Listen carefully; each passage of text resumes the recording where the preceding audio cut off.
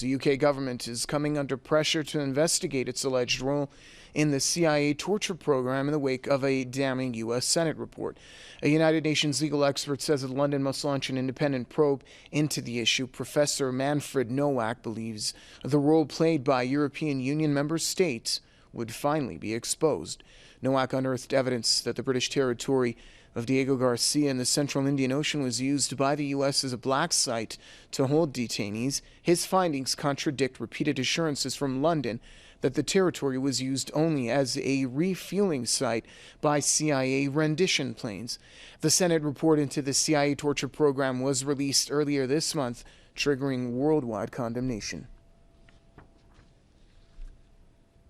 Joining us from Kansas City is columnist from Veterans Today, Mr. Steve Webb. Mr. Webb, welcome to the program. I'd like to get your thoughts on not only the complicity of the UK in the CIA's torture program, but also allegations of further European countries and EU member states also being involved in the rendition and torture program carried out by the CIA. Well, Stu Webb, not Steve. And second, I think the investigation by the UN is an excellent idea. I welcome it. It needs to be investigated. I think the UN needs to recognize what the International Court has done by a University of Chicago professor, University of Illinois, Chicago, Francis Boyd. You should get him on your program. He brought international indictments in The Hague against George W. Bush, Dick Cheney, Rice, Gonzalez, the former Attorney General, and the attorneys in the White House for their role in crimes against humanity and for torture. Those indictments are pending. There a red notice in many countries has been issued, and I think you should put him on your program sometime to talk about those, because this seems to be being missed in all of the press around the world. All we have to do is recognize international court here in the United States, which George W. Bush is the one who signed an executive order to eliminate the lawful international court to where he could protect himself and the others.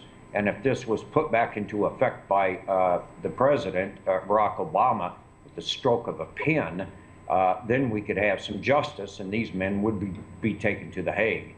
Then Interpol could arrest them. Now, I welcome the fact that this report is coming out and that the UN is investigating it, because San Diego Garcia, not only there, but there's dozens of spots, according to sources that I've talked to around the world, that have been used as torture camps for the CIA. I call them criminals in action. The CIA is like a puzzle palace. There's good people that actually do good work in the intelligence division of the CIA, but Daddy Bush, being a former director of the Central Intelligence Agency, when he was there, he put certain people in place and set that thing up like what they call puzzle palace. If you look at the drugs that come out of Afghanistan being flown on drones, the CIA is controlling those drones.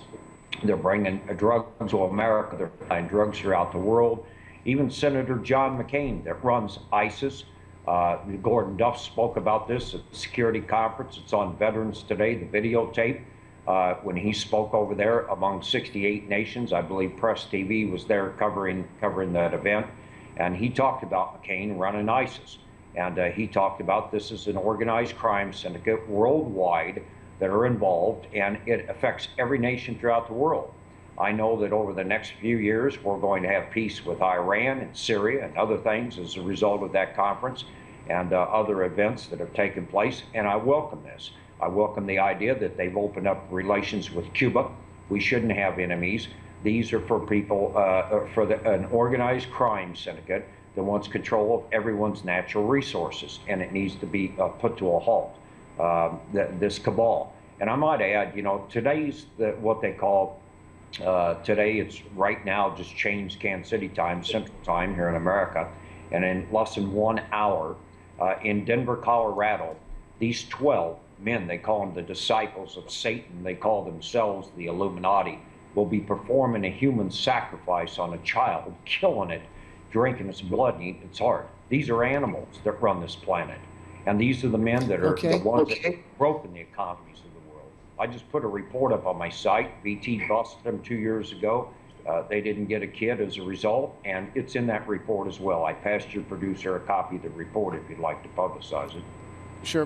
First of all, allow me to apologize for mispronouncing your name as a slip of the tongue, Mr. Stu Webb. One last question, very briefly, if you may. Independent probes have been ordered for the role of European countries in the torture program. There's a Senate torture report that's also been published, albeit just a fraction of what actually took place. My question is, where will these probes lead to, and will there be any accountability for the actions that were committed?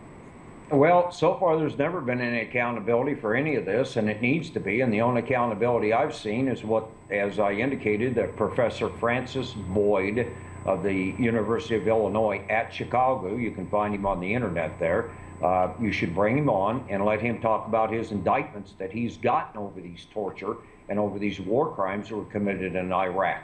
And I think it's very important that that be brought forward, because nobody's covering that issue. It's already been done. It's a matter of, let's turn them over to the ICC, the International Criminal Court.